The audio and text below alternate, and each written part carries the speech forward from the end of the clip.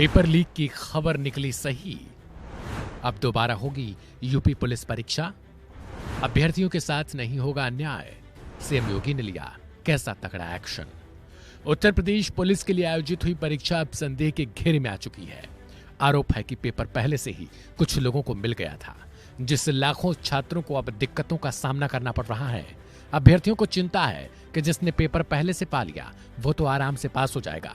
इस बीच करीब 2 मिलियन से ज्यादा लोगों ने सीएम योगी से गुहार लगाई और ट्विटर पर ये खबर ट्रेंड कराई है कि पेपर लीक हुआ है और उनका दावा है कि पेपर को दोबारा से करवाया जाना चाहिए। इसी बीच एक और खबर आई, इस पेपर को लेकर एक आयोग का भी गठन कर दिया गया।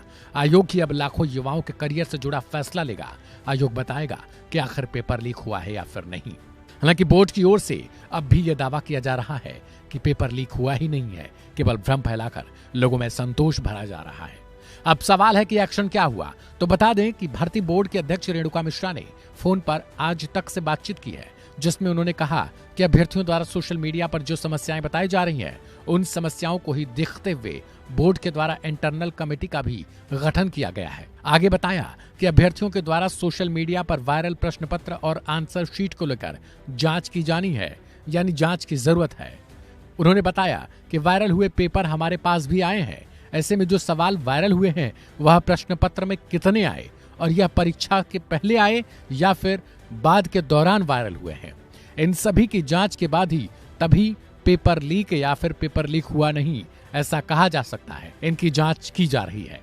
इस बारे में रिक्रूटमेंट बोर्ड के डीजी ने भी ये जानकारी दी है कि एक कमेटी का गठन किया गया है। यह बोर्ड की इंटरनल कमेटी है, जिसे भविष्य में भर्ती के लिए जरूरत पर प्रक्रिया में सुधार का आकलन करने और परीक्षा पूरी होने के बाद सोशल मीडिया पर दिए जा रहे असत्यापित दावों को सत्यापित करने के लिए प्रयास जो किया गया है, उसके लिए इसका गठन किया गया है। यानी कि आगे आने वाले समय में पेपर लीक से जुड़ा या फिर पेपर लीक हुआ नहीं, ये सारी चीजें सत्यापित या असत्यापित करना इसी बोर्ड का इंटरनल कमेटी का काम है।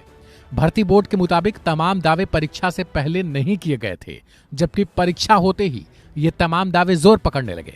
बोर्ड के डीजी ने बताया कि प्रश्न पत्र पर अभ्यर्थी घर ले जाने के लिए भी उनको दिया जाता है, यानी प्रश्न पत्र जो लेकर अभ्यर्थी बैठते हैं वो अपने घर भी इसे ले जा सकते हैं। इसलिए उनके दावों के आधार को परिभाषित करने की आवश्यकता है। अभ्यर्थियों के आरोपों की पुष्टि के लिए बोर्ड के भीतर एक आंतरिक समिति बनाई गई है, जो इन सभी पोस्टों को पढ़ेगी और फिर देखेगी कि दावे क्या हैं। बोर्ड की तरफ से बताया गया कि केवल पेपर परीक्षा के बाद ही वायरल होने लगे थे, यानी जब तक परीक्षा होती रही या उससे पहले इन पेपर के दावों की लहर नहीं उठी थी। जैसे ही पेपर संपन्न हुआ उसके बाद ये भ्रम फैलाया जाने लगा कि पेपर लीक हुआ है और उससे जुड़े कई चीजें वायरल होने लगी।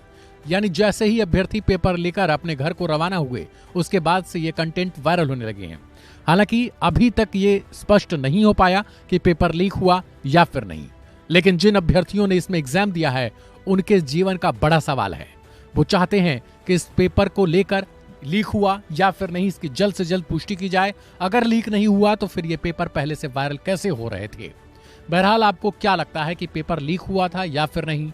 इस वीडियो को अपने तमाम लोगों के साथ शेयर करें ताकि इस बारे में जानकारी जो है वो बड़े स्तर पर पहुंचे लोगों के पास कि भर्ती बोर्ड ने जो है वो गठन तो किया है लेकिन पेपर लीक हुआ या नहीं। ऐसे में अपनी राय को भी कमेंट करें और वन इंडिया हिंदी को सब्सक्राइब करें।